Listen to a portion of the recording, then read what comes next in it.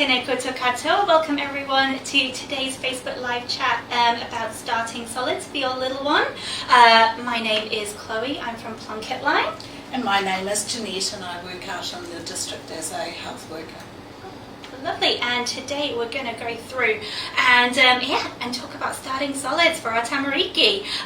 So Jeanette, she's one of our health workers, take it away. Right.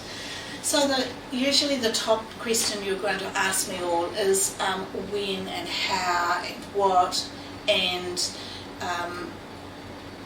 what does it look like for me. So let's start with the first one. How do you know your baby is ready for solids? So it might sit on a parent's knee and watch them eat and might do a bit of salivation. Might even reach out for something.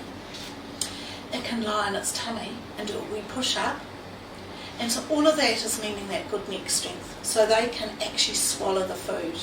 So then from there you're going to say, my baby's waking a lot at night and it's under 5 months of age. You're safer to give your baby an extra milk feed than give it solids before that time. So we're looking at around the age of 6 months that we're starting to look at doing all of those foods that we're going to slowly progress towards. So what else you might find is your baby is picking up toys, their fist, and jamming it in the mouth and make themselves sick. And so that's starting to say, I want something around there. Just a nice little thing for you to try. Touch their lip, and if they open their mouth wide, they're getting ready for solids. But if that tongue comes out and hangs out, that tongue extrusion is still there, and we want that tongue to be sitting in the mouth, so when the food goes in there, they can swallow it. Yeah. And so what if a baby's a little bit younger, Jeanette, say sort of 4 months old, they're not sort of drinking milk anymore? Is it okay to give them solids instead of that milk? We're looking at the gut maturity for a baby. So milk and our milk is our breast milk is our safest option till around that age of 6 months. So for them, if their milk feed is not a breastfeed, then that milk is also their formula milk is safe until the 6 months. So we don't want to be offering milk if they refuse that and give them their food instead. Otherwise they'll overload on the food too soon and their gut enzymes are not mature enough to cope with that food.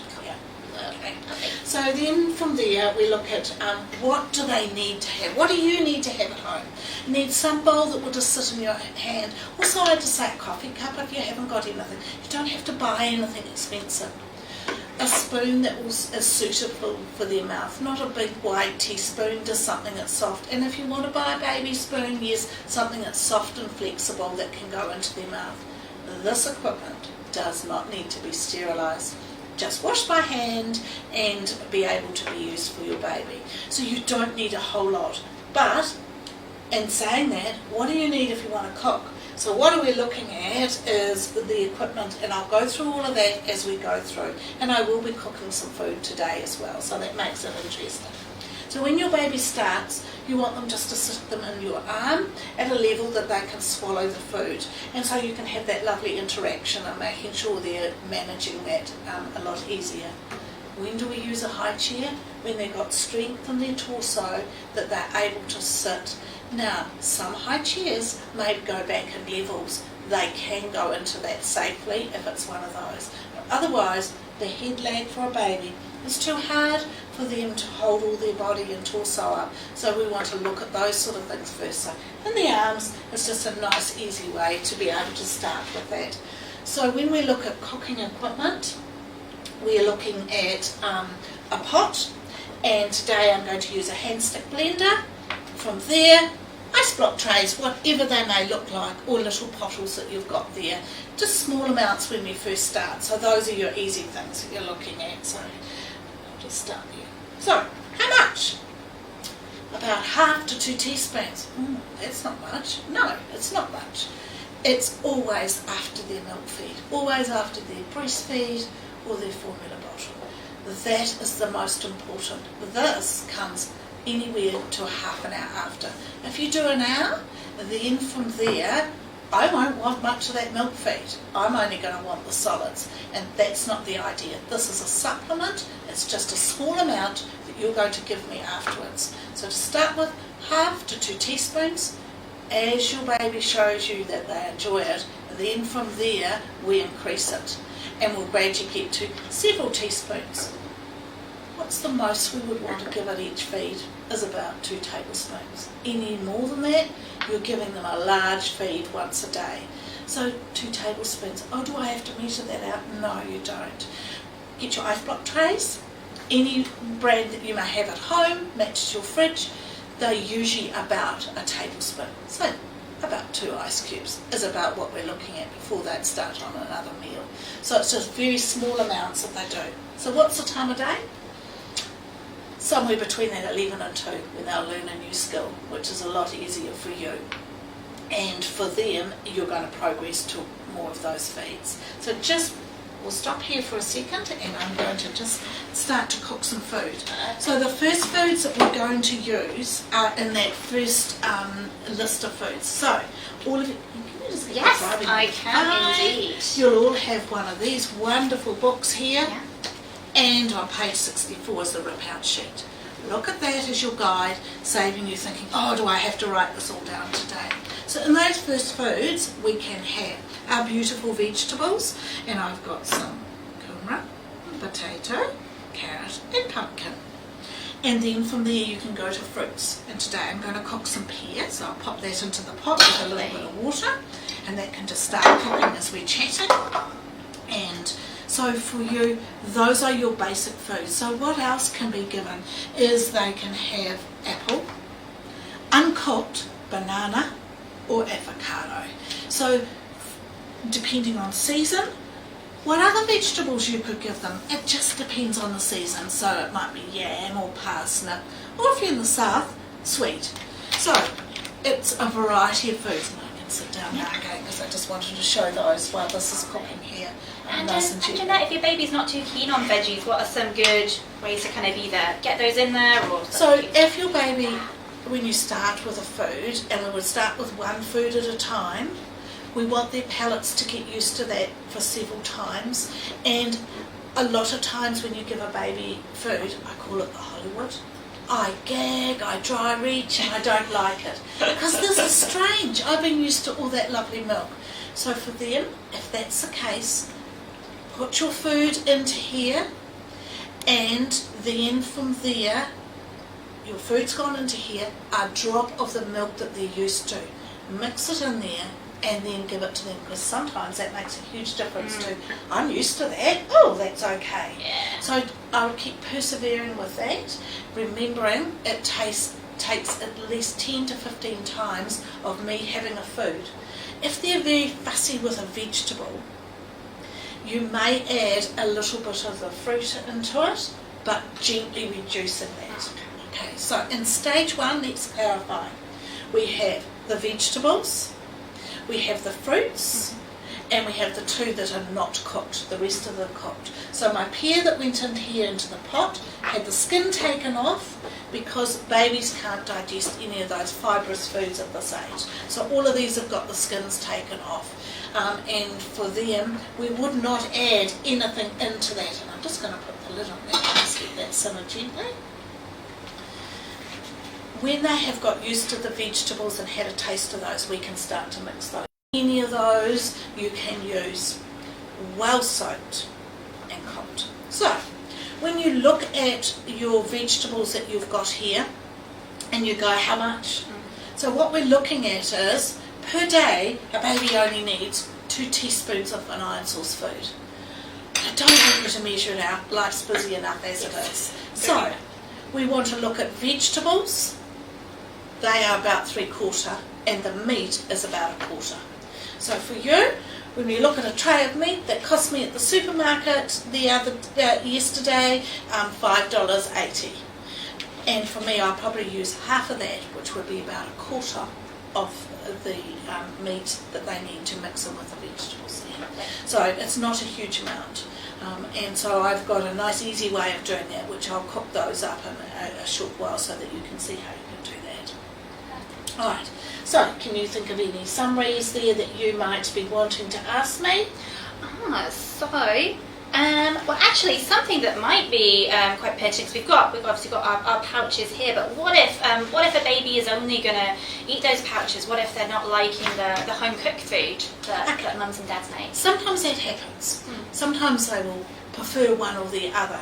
So for you, if they're preferring to have only home cooked, and you need to back up on the commercial, and I'll talk about that at the end of the session of how we can do that. So if you've got a baby that really does not like the home cooked food and they've been used to the commercial, just put a little bit of the commercial into their bowl with some of yours and just mix it. Or the other way of doing it is put some of that milk just before you feed, never freeze with it in, and give it that way. So there's two options of that. You can slowly get them. They do get used to one thing, and sometimes with all the things that have gone on of late, it's really hard for us to be able to do that.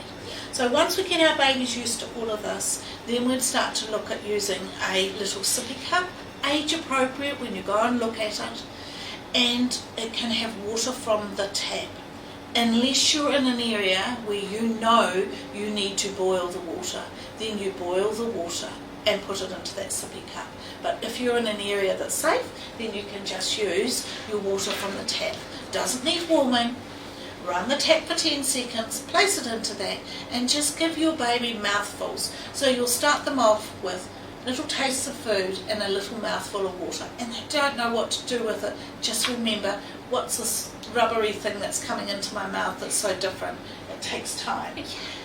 It's not measured out, but eventually we just want them to have little sips. One, helps wash that food down, can help sometimes when their poo becomes a little harder, and two, when they get their little teeth, that swirls around in my mouth and protects my little teeth, that we're looking at those things. So for you, do we ever need to give baby fruit juice? No. The vitamins are in our beautiful foods, and our vitamin C is in our fruits. So we don't give babies any fruit juice. That's sweet. They will love you forever. But then it becomes really hard. We need to be giving them the water. It will take a bit more work, but eventually they'll get used to having it. And long term, we want them to reach out when they're in a high chair, pick up their little sippy cup, put it up to their mouth and drink for themselves, because they'll say to you, I'm thirsty and I can do it for myself because I'm quite clever. So that's why we look at using those little sippy cups to start now at this age, rather than using it into a bottle. Because the water comes out really fast in a bottle, and they'll choke and cough and splutter, and it gives you a fright. And we want independence, and that's your most important. I'm just going to have a wee check here. Yeah. All right, have we got any other questions here? No. Well, you have to talk about cooking new foods as well. Is it okay to add any kind of seasonings, any salt, any stock, things like that? Is that good for If you think about all of that, we would love to add that into the food, because we would like it. But for them, they do not need any of those things. We add nothing, no salt, no sugar, no honey, no soy sauce. It's just beautiful flavoured foods on their own. And your way of going, is it okay, is to taste it yourself and go, oh, actually, that tastes all right. Your palate is old and staid, and you're used to a lot of those things. But for them, no, we don't add any of those things to it. Okay? That's good. Right, I'm just going to put these quinoa in here, and I'm hoping that will fit here. So, here's my cooked pear that I did before. I'm just going to place a little bit of that liquid in there, and I'm just going to place that into there. Now, this is going to make a little bit of a noise, but I would like to be able to show you the texture that we're looking at for this stage. So, as quick as... Lovely, so quick. And that's just a little bit of pear. It should be a yogurt texture that just plops off that spoon beautifully. And I might just put a little bit here so you can see it. Can you see that on there? That's nice and smooth like a yogurt colouring. It's very pale there. You'll see it when I come to do the next stage. Alright, so now I'd like to cook up some meat. So I'm going to place a little bit of water in here. I call it my one pot cook because it's really easy to do. And I'm going to take a proportion of this mince that I've got in here, and I'm going to place it into the pot. I'm going to tease it out just with my spoon. You might be able to see there, it looks disgusting. It's not how we would eat meat. You're telling me no spices, no flavours, no salts? I am. And it's just purely watery mince. And I'm just going to place that in, I should say, on top of here. And I'm just going to cook that once it starts to simmer there gently. And I'll see when the steam comes out at 10. I want that mince cooked gently with the water in for 10. And then from there, I'm going to add the raw veggies. Alright, now, while I'm cutting up these veggies, have you got a few questions for me? Yeah, I think we do. So, we've got, someone has asked that their son isn't really wanting to eat. He's only having 1 apple a day, which isn't too much. What would you suggest for that? And that is just a first food baby starting off. Oh, he's 4 years old, actually. Okay. Seeing that. So that might be something that we could cover, not today, but I know we're going to be doing more sessions in that 8 months to 12 months to family meals. And so for this mother, I would be saying, actually, how about you contact either PlunketLine to talk to them about it, so they can, and also you will eventually be having your before schools check, which will help you with that question. Yeah, PlunketLine is here 24/7 for any questions you've got as well. We've also had another question asking if you can freeze milk as well. Is milk something you can freeze You're meaning formula milk or cow's milk? Well, is there a difference between formula and sort of cow's milk? So, if you make up your baby's formula milk, you cannot freeze it. Okay? You don't add formula milk to any foods and freeze it. Absolutely not. Okay. Cow's milk, custards and things like that you might make when you're older, and we'll talk about that in that next session we're going to do in the next weeks. That doesn't freeze either. Lovely. And what about those foods that we really love so much? So things like Wheat Bix and Milo and jam. Those are really nice foods. Are they good to give to baby as a first food or later on? Let's think about it. Adult food. So Wheat Bix has got lots of fibre, and that's not a suitable baby food. If you give it, you're going to change that nap. That's going to be express lane out that back end. And so for them, it's too much fibre for your little person. The food that is safe is a baby cereal, baby rice. You'll find it in the supermarkets, and I'll talk about that at the end. Just near the end, I'll talk about the commercial foods. Yeah. And as far as jam to sweeten, no. Remember, your palate likes those foods, and you want to make sure your baby doesn't like those foods, because their teeth we want to so protect. And as those teeth come through, and those first teeth, they're just as important as the second. Even though they lose them, the decay from the first will go through to the second. So no sweetening of anything. Allow the sweetness of the foods to come through. Yeah. Lovely. Yeah. And another one as well, so this goes back to kind of starting solids first off. We've got, if your 5-month-old has started waking in the night, is that a sign that they should be starting solids? Sometimes your baby, if it's getting to 5 months and it's starting to wake more frequently at night and in the day, you're feeding him or her, and you notice a big difference, because what's happening is after the feed, about an hour later, they're saying, I'm hungry. When they start to show those signs and they're over 5 months, remember the guideline is around that age of 6 months. So that's what we're looking at. So yes, that might be one of them. If you start, give them a little taste and they're not ready for it, stop. It's okay. And for you, eventually you'll come to that. Yeah. Lovely. And with allergies as well, we've got questions we get a lot. Is if a mum has allergies for food, say egg, dairy, does that necessarily mean baby's going to have that allergy as well? Just remember, for the allergies, if a parent has an allergy, now that is not an intolerance, that is an allergy. They wouldn't have egg, they wouldn't have peanut butter, they wouldn't have fish in the house because that parent has an allergy. If it's an intolerance that sometimes you can have it and sometimes you don't, then that's a different story altogether. So we go by a true allergy of a parent, they will check it with their health professional for their baby. Remembering your baby has mixed genes, and so for them, sometimes they can have that, but it's a food that would need to be given away from the home because one of the parents is allergic to that. So my meat is just gently simmering away here, and I'm just going to turn that down and just give it a tease round, and then I'm just going to put the lid back on, and I'll put that on there. Yeah. So, alright, and I'll keep cutting these. Have you got any more questions? Yes? We've got lots more questions. Let's have a look here. So with protein as well, so that I think it goes with the meat. So with meat and protein, how much meat should you be, and sort of protein sources should you be given? So if we look at this beautiful cut up vegetables that I've got here, and I did, if you looked at it, I did about a quarter meat. So that's what we're looking at. So if I was coming along and I was doing a quinoa or chickpeas or lentils, I would soak them well.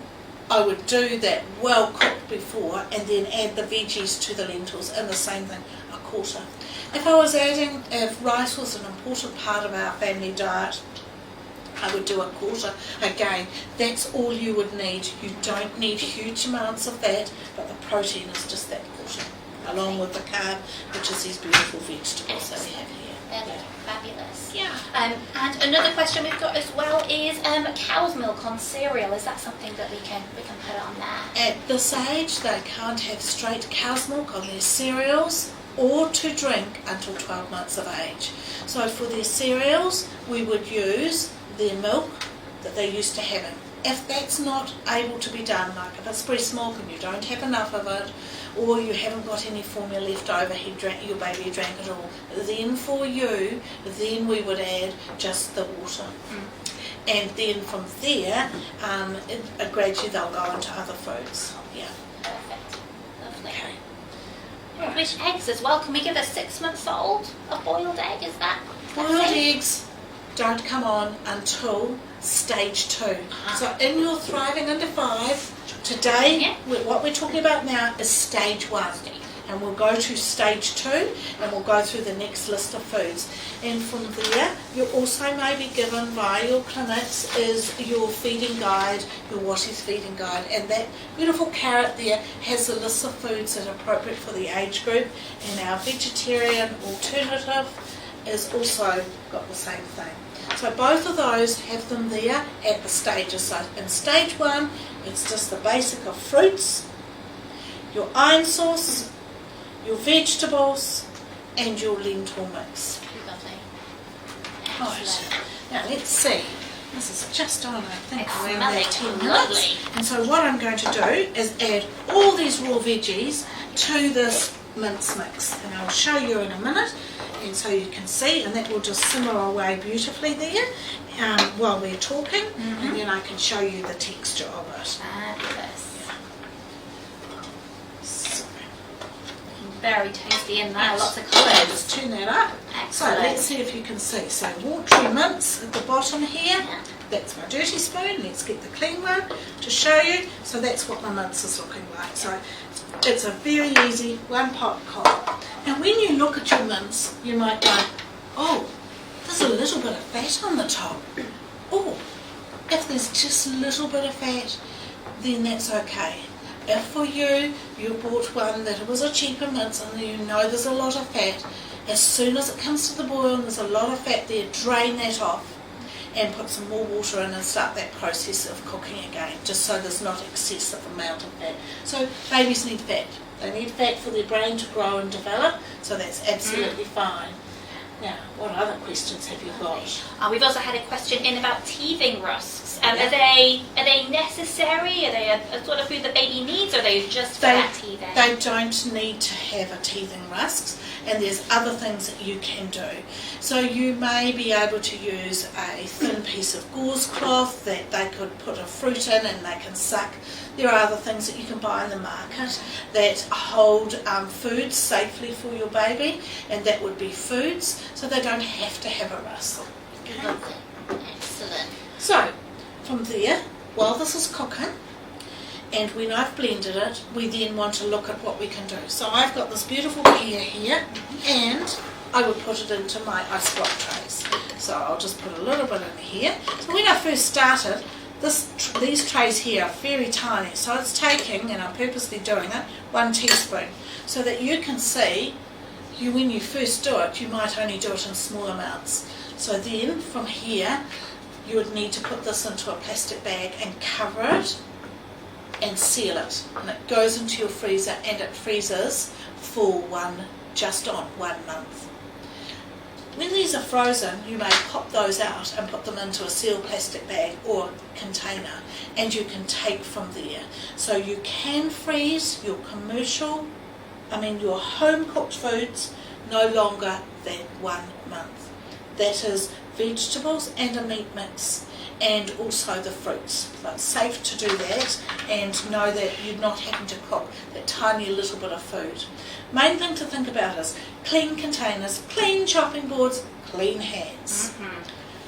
And you can place it in the fridge. So if this was into a sealed container and I put a lid over it, I may place it in the fridge for 2 days. But that's a big amount, and that's such a waste. I'd only freeze what I needed for 2 days, so I wouldn't waste the food. So 2 days in the fridge covered, or 1 month in the freezer. Lovely. Right. And we've just had a question while Yes. they're asking where you get the Thriving Under 5 book from. That is from your Plunket nurse. She should give you one on the first visit in a lovely blue bag. You can also read it online on our website, plunket.org.nz. If you haven't got one, just give your Plunket nurse a call and she should be able to get you a copy if you need one. Perfect. So this is just slowly, not quite coming to the boil there. So I've frozen my food. I want to feed my baby today. So for me, I am going to put the frozen food into here, and I might stand it in some hot water. Or, not in a plastic container, but in a glass or a coffee mug, I might put that little frozen cube into the microwave and slowly defrost and heat. And then I definitely want to stir, mix and check, and use my wrist just to check it. For you, a little frozen cube can have one very hot spot to one very cold spot. So mix well, check it, and put it here. And if I wanted to taste it, most definitely, taste it with your spoon, put it there to be washed, and then give your baby the spoon. The bacteria from your mouth, when you use yours, you've tasted it and put it back into here, you're going to give to your baby. So we just want to keep that, be careful with doing that. Then it's safe. So what it is room temperature, just on the wrist there, that we will check on the temperature. So either way you can use the frozen food. Safety is, my baby didn't finish that food, I'll cover it and put it in the fridge. Don't want to do that. Baby salava's mixed with that. So don't put too much in there when you first start, so you're not wasting all this food. For you, it's just looking at the safe options. Right, so sometimes for our babies, their bowel motions totally change when they start the solid foods. Now let's have a look here. Is that simmering away there? Yes, it's just gently simmering beautifully. We'll just keep that going there. So their bowel motions change. From what we're looking at, a baby normally having 1 bowel stimulation a day or 2. Every time they have food, they have a poo, but it's normal, it's okay. Then they do not. They started the foods, they get uncomfortable, they cry, they're a lot more farting and flatulence there, and they're miserable, they're not really wanting foods, they may not want their milk feeds. Those are the things we look at. So the one thing I want you to remember most of all, PlunketLine 24/7. They are your support. Your baby isn't sick, but you want some support around that, and they will be able to do that. The other thing is, stop the foods that you've been giving your baby and ring them and give them the milk that you used to. And then they may have a bowel motion, and then think about starting again. It's quite normal for some babies to do this. There are 4 foods that sometimes for some babies they may get constipated with. So they are banana, apple, kumara and baby rice. those are our more binding foods. Now, not all babies will have that, and it might be just one of those foods, but it's pretty miserable for your baby. So for you, just stop those foods for now, get them used to the other foods, and then gradually but surely, then for them, they can start to have that food again, and you'll find they'll gradually get used to it. And when you go, apple, really? Yeah, it is. And if you ask grannies, that's what they used to give when their bowel motions were looser, would be give some stewed apple. Yeah, so it's not always, but sometimes, and it's just reassuring in this world of our COVID-19. We don't want to be sitting down at a doctor's surgery with a well baby. Remember, we have this wonderful service of a PlunketLine that you can go and track to. Right, so from there, we've got to think about, we may have an earthquake, we may be on a highway driving somewhere, we live out in the country and we need to go into town, and our baby is hungry, or you've got a flat tyre, whatever it is, a breakdown, and your baby's crying in the back seat there and thinking, oh my goodness. So there are times when we need to think about the commercial baby food, and this is one of those. So when that happens, your baby may have the bulk of the home cooked foods. We look at our commercial foods and we look at what they have in them. If you look at the back of the labels of them, it'll tell you that. So if I give you an example today, I'm looking at this apple that we have here. And we look at the sugar content. I think it's around 10.5. Can you help me is. with that? I can take a look at that for you. And we're looking at one little pouch there that's around that 10.5. And you go, really? That's far too much sugar. I've probably got 10.5 in my pear. This was one pear. And so for you, there is natural sugar, sucrose in those fruits. And so for them, that's natural. But what we want to be is sensible and not just give them all the sweet food all the time. Do a nice mix of balance. So look at all of those and know. So the Watties brand of foods has a monthly check on this review panel, and they go through and look at all of these. It's not Watties, but it's a bunch of people, and one of those is Plunket and other nutritionists that go through and look at all of that. They follow up on those things. So the size is important. So this pouch here is really for 3 meals, not for one. So I open my pouch today, and I take and I put in what I require into my baby's bowl, seal this, and I place it into my fridge.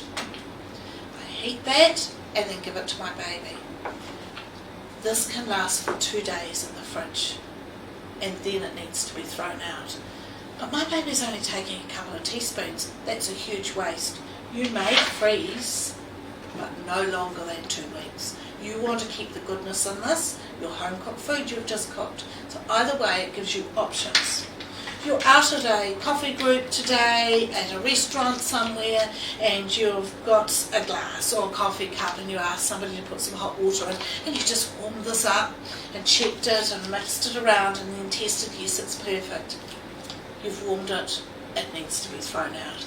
But that's your emergency food that you've taken somewhere. So when you think about earthquake, age appropriate is really important. Look at the labelling on the packet and put that into your earthquake supplies. Put that in your baby bag when you travel, if you live a distance in the country, if you're going on highways where sometimes there's accidents, or just simply got caught and your baby was hungry.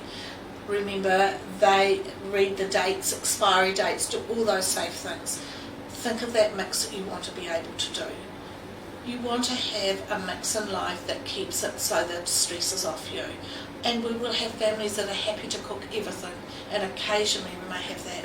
Normally I'd be saying to you, and when you travel overseas, and unfortunately that's not happening for now, but one day we might be going back to it. The only way you can take food for baby is the commercial baby food that's sealed in a pouch. So it gives you all of those options that you look at. Yeah. Have we got any more questions that are rolling through? Yes, we've got a few that have come Yes. through. Yes. So is it okay for a baby to have a vegetarian diet, and will they get the same amount of nutrition through that vegetarian For diet? you, your baby, the lentils, the chickpeas and things, that source of iron is slow absorbed. but it can be given to a baby. And eventually, once your baby has got used to that, just learn to give them a fruit a couple of teaspoons after, which helps that absorption of the iron in the diet. We're looking at all babies needing to have an iron source food at least I should say 4 times a week. So yes, that can be. It might be something that you will talk to a health professional about if it is having a strict vegetarian diet or a vegan diet. Those are follow-ups that you can do. And sometimes we have parents that will go, actually I will do a mix because I'm happy with that, but I don't want to cook. Then sometimes they can look at one commercial one. But yes, it can be done. But please follow that up with your health professional. Lovely. And another question we've had through, kind of the opposite to the vegetarian question, is how much meat should I give my 6-month-old? How much iron does she need? Okay, so she needs the same as what I just talked about, 2 teaspoons at a meal, at least 4 times a week, but could have it each day if you would like to do it. So it's just a small proportion each day that they can have. So that's all they're looking at. Yeah. Yeah. All right. Any other questions you've got there? I'll just check. We have a few on our list here. So for a have a look. And so when we've kind of covered the egg one a little bit. Yes. What should we do if a baby does have a reaction to a food? What kind of steps should let's get started onto that. Stage 2. Shall we look at doing that? Let's look at stage 2. Right, and that will answer some of those questions that you've got. So what we're looking at stage 2, we're getting a lot more strength. Egg doesn't want to sit still today, so it's going on that egg and spoon There race. we go. There we are. So from there, we want to look at our babies getting more strength at some at 7 to 8 months, and they're managing to sit maybe by themselves, maybe not, but you're noticing a big difference, and they're probably progressing towards a high chair a little more. And for them, their texture is going to change from this pureed yogurt texture of stage 1. They're going to come to the next stage of what I would say is mashed up banana, egg, or not so much egg, but avocado, mashed up type of thicker food, but not so much lumps to start with, gradually coming down to some soft lumps. And I'll blend up some food so that you can see the differences of that stage that we're coming to. Sometimes our babies don't cope with that change suddenly, so we need to look at doing that slowly. And in this stage, we've got the allergies. We've already touched a little bit on allergies, and just remember, an intolerance and an allergy. And if it's an allergy that you have, that's you as parents, then for you, that's where you would follow it up with a health professional and work through that. So then we come on to what's the new foods in this stage. So we keep up with all the vegetables, the fruits, and the apples and the meats, and the lovely plant-based and all our lentil mix. Yep, we keep up with those. Next. So we give them an egg, and I'll just peel this egg, and at home you would boil an egg. And why do we need to boil it? Because we want to make sure the egg white protein is hard, it is cooked. That is the allergy part. So for them it's essential. So to start with, just for your confidence, you can just boil an egg. Otherwise you can scramble it, but you need to make sure that egg white is well cooked. So for them, it's just easy to use a boiled egg. You would place that egg into some vegetables and blend it together with the vegetables. And that can be like a lunch meal. Then for them, what's another new food that they can start to have? They can have dairy. They can have a little bit of grated cheese. Same thing. Vegetables, cooked, blended, put your cheese into that. And eventually your baby may have what I call the baby quiche. Veggie, egg and cheese, all mixed in together. And it's just a lovely mix that your baby would get used to having in a nice way. So from there, you may start to put a little bit of grated cheese on their high chair tray, and they may take it. But finely grate it, because it balls up into the mouth. And we'll talk about some of those finger foods in a minute. So dairy, what else does it mean for dairy? It means a full-fat yogurt. None of the yogurts that are adults that have a sugar in it. You can use any of the commercial adult yogurts that are full fat, acidophilus yogurts, absolutely perfect. Greek, you can make your own. You can use your Easy-Yo machines, full fat, thick, creamy Greek yogurts. So that means you're not buying special for baby, and you can just gradually do that beautifully, which makes it really easy. So then you can start to see what happens with a breakfast cereal, which we'll chat about in a minute. I know what comes next, and we haven't done that yet, and we're about to. And where did I put my vegetables? So as I looked here, I know, Okay. they're just they're just here. I will grab them. Before. Oh, good. So what's exciting, until now, it's just been an avocado. And now we can have, we'll have those, and I would love those greeny veggies. And here they are. Okay. Voila. So, today I've got a little bit of silver beet from my garden that's all beautifully finely cut. My veggies are near the end of the cook, so we're now thinking, this was stage 1, now we're going to look at stage 2. So that is an iron source on the meat and beautiful vegetables, and I'm going to put a little bit of this finely cut silver beet into here, but no stalk or stem. So none of this. So we cut that off, and why is it? Because your baby finds it hard to digest. So that stem is gone, and we're just going to cut these into small pieces. And why not do it the whole way through? We want to keep all the goodness that's in that beautiful green so that it manages to digest it. So I'm just going to put this in on the top here of these vegetables I'm cooking, and we'll blend that all up at the end. And so that gives a lovely pot full. So that'll just simmer for another few minutes, gently as we do it there. So, greens. Broccoli, silver beet, bok choy, zucchini when they're affordable, and any of those, but just take that stalk or stem off it. And spinach, baby spinach would be a different thing, but your spinach from your garden, just take that white stalk or coloured stalk, if that's the case, off that there. Then from there, they can look at having a pasta, rice or noodles. So for us, sometimes you may find that you can get a little baby pasta that's a tiny little one, or it might be an adult pasta. If you use an adult pasta, if you use too much, when you blend it, you'll go, what have I done? It'll become quite a sticky, gluggy sort of amount of food with the vegetable in. So only a couple of pieces of adult pasta mixed in. Remember, we're only wanting to do out a quarter, and blend it and see, I could take a little more, because otherwise it comes quite gluggy. And your baby ones are just small, so that means you blend up the food, you add this in, and it's starting to have a soft lump that I can swallow, and it's not going to be that I'm going to gag on that. So what we're looking at is gradually changing. So from this yogurt texture to a thicker texture to I'm ready to hold the food like you. But we want to think of a safe shape. So we want to make sure they're okay with it. So anything that is a finger shape.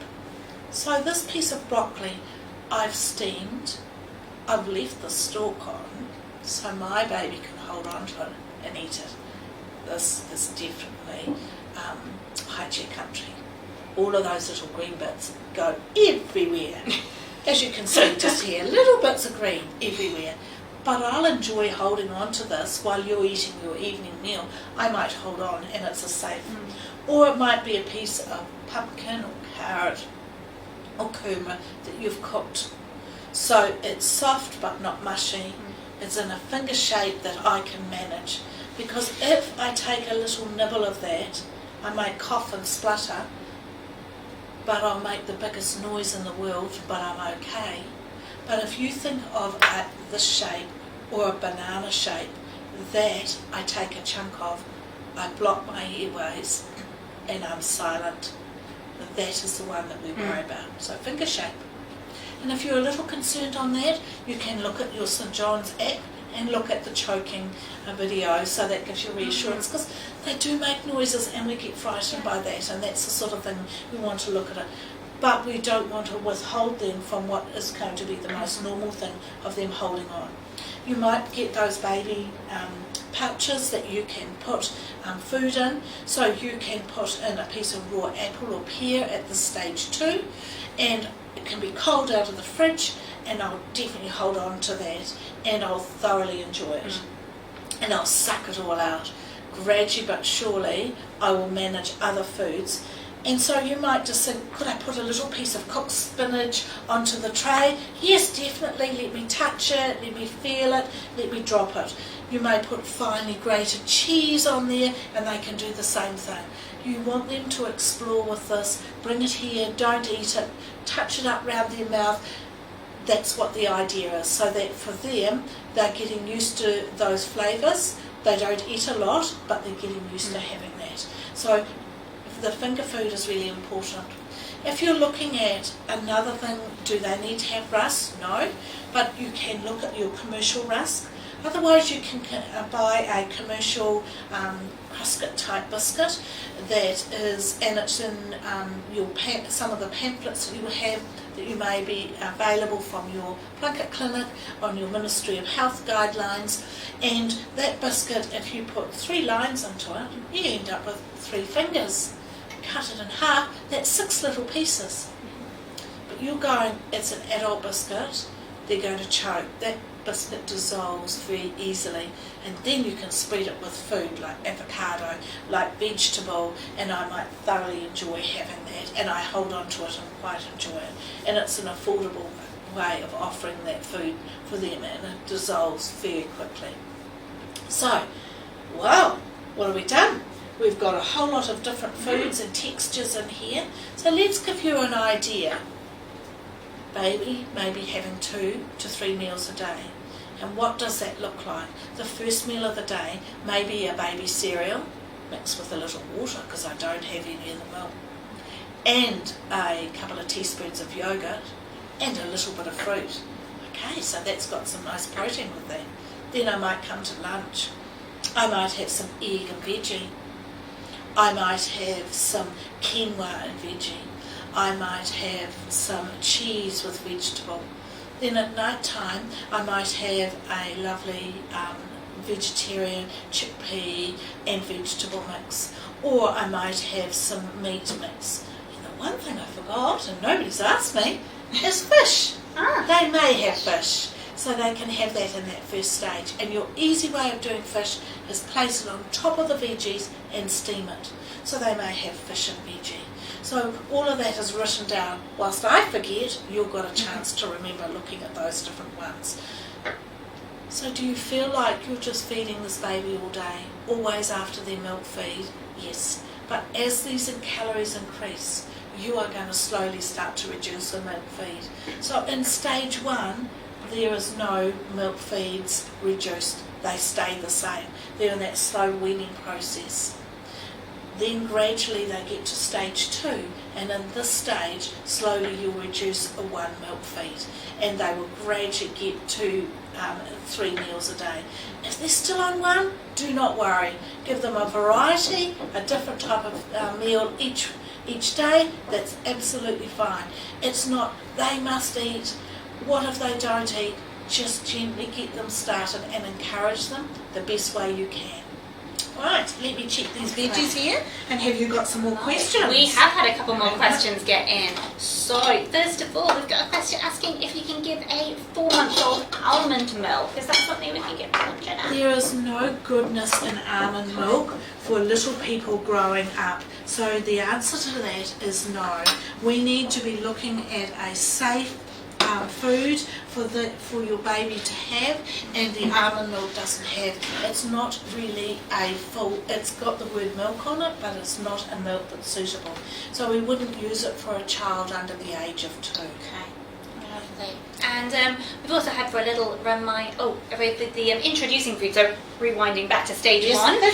So would you introduce just one food at a time, or a mix of everything? And they've also just touched on reactions, I suppose, with the egg and the cheese. Would that be something we'd do separate before we put them together? So what we would do is we do one food at a time, a vegetable, get them used to it, and then gradually add the fruits, and then progress through, and then slowly the iron source foods, and then you will be starting to mix. So to give them meat on their own is a strong flavoured food. To give them a lentil on their own, they may not like that as well. So for them, get them going with the vegetable, the fruits, and then add the iron source to those mixed vegetables that they're used to having. So there was more to that question. What else was there that you were asking? It was about avoiding reactions as well, sort of. So, one at a time it's the taste. In stage 1 there's very few foods that a baby will react to. There are the very rare ones, and those ones where that happens, they will seek the right supports. So stage 1 is usually a very safe lot. When we come to stage 2 and you have no allergies in your family, we would safely give the foods like a whole boiled egg, the grated cheese or the yogurt, and we'd do those things. And what does that reaction look like? It might be that your baby is quieter than normal, it might do a big vomit, or it might go quite white round its mouth. If you as a parent feel like, I'm not sure what's going on, please ring PlunketLine. And they will support you through with that and guide you on that right at that stage. If you have your cell phone close, take a picture. So then when somebody asks you, you can say, this is what it looked like. If sometimes a baby just does a little spill afterwards, that's not what we call a severe reaction. It has to be a big vomit that we're looking at to do. So we don't want to avoid and say, oh, just in case my baby reacts to egg or cheese, I'm not going to give them that food. If we leave it for too long, we want to make sure these foods are given for our babies before they're a year, because that will then have happen that they will react. So we want to do it safely, and we want to make sure. That's why we have limits, that we only give so much in stage 1 and so much in stage 2. You feel like, oh really? Why can't I give them all of those foods at once? And that's the only reason. Remembering it's a guideline, and the Ministry of Health have done this through evidence-based research. So for you, you can feel safe that you're going to give those foods to your baby and they're going to be okay. But some babies do react, but no, there are supports out there they can have. What other questions have you got here? Let's see if we've got anything else. Actually, a good question might be with the fish. Is it okay to give any sort of fish, or is fresh fish or tinned fish better? So we would look at fresh. Fresh fish. No commercial tinned or adult foods under the age of 8 months. Okay. Commercial baby food, yes. So the fish we would buy is fresh. So we can go and get some fresh fish from the supermarket. It could be a white or it can be salmon, which we have in New Zealand, and it is something that is really expensive. But if you look at the small amount that you're going to have, that you might want to go, I might get my baby to have a little taste so I know it's okay. It's not in my budget to be doing it all the time. You can get just a strip taken, and I tested it out, and it's around the $6 if you do a strip of salmon. And what you're wanting to look at is 2 teaspoons. So you're going to do 4 little meals, 2 teaspoons, and then you're going to place that fish on top of your vegetables with the skin up, and you're just going to steam that salmon with the vegetables, then scoop off that skin and blend it all in there. So any of those fish, but please look at the fresh fish, not your canned fish. What other questions have you got there? I can do a bit of blend here. A bit of a blending. So, well, that's dirty. Here's a good one. So Yes. would my baby choke on solids if they don't have any teeth? No, your baby will be able to swallow that food. And just think, the first texture here is swallowing texture. It's just smooth, it's yogurt, they're going to swallow it beautifully. When I come to this next stage, I'm used to opening my mouth and swallowing that food. So they don't need teeth for that. And then as they get the teeth, it's usually just their front teeth. And so they'll learn to bite down on a piece of broccoli or do that sort of thing. I'll still swallow the solid foods. If we withhold foods because they've got no teeth, you're not going to encourage those teeth to erupt through the jawline. So we want to be able to do that. Remembering 1, finger foods, safe shape, and 2, I'm going to learn to manage it because it's my gag reflex, not because I haven't got teeth, that I'm going to do that big cough and splutter and think, oh my goodness, what have you given me? Because I don't know how to swallow it. So that's what we're looking at. Yeah. Right, I'm just going to stand up. You've got another question there as I get this ready. We do indeed, one fresh in. So how many times should you give food to a baby before they sort of become used to it or like it? What if they don't like it initially? What if they're like, ugh, what is this? Okay, so if they don't really like that food to start off with, then for you, leave it, don't force it when they first have it. Then the next day, give it again. And if they're still a little like that and you're thinking, I know they need it, but they're not doing well, remember, put a drop of the milk they're used to having, that is either breast milk or formula, into that little bowl, and you will notice a big difference. They will probably take that beautifully. So that's your part to look at doing. And so for them, it's just gradually getting them used to having that food, but in an encouraging way. If you need to leave it a couple of days or a week, do so. We don't want to force. We want to encourage. And unfortunately for you, you may sit there. Where's my spoon gone? And I can't find it. It's all right. It's hiding. Here it is. With this nest here. Open your mouth yourself. Open, feed it to your baby. Don't think the world's watching you. Your baby is. And remember, they learn from you. So when you pick up and open and chew, that's what they're going to do. So for them, when you do it, they're going to follow suit and learn from that. They just love copying mum and dad, They don't do. they? Yes. Lovely. So, excellent. So we've just got a few minutes left, so shall we do a little bit of a blending up? And I'm just going to drain off a little bit of that beautiful gold juice that I put in here. So this one here is stage 2. It's got greens and spinach with. I will do stage 1 texture, but because I've cooked it all together, so I'll give you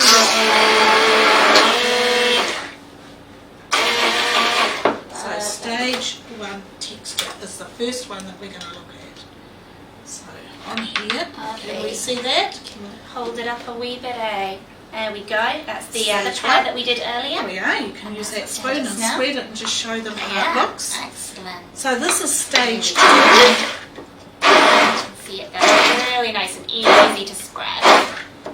So stage 2 is you going go. to look thicker. Awesome. It doesn't come off the spoon as easy. It's a thicker texture and it might have a little soft lump in it. There we go. You can see there a few little lumps of carrot in there as well.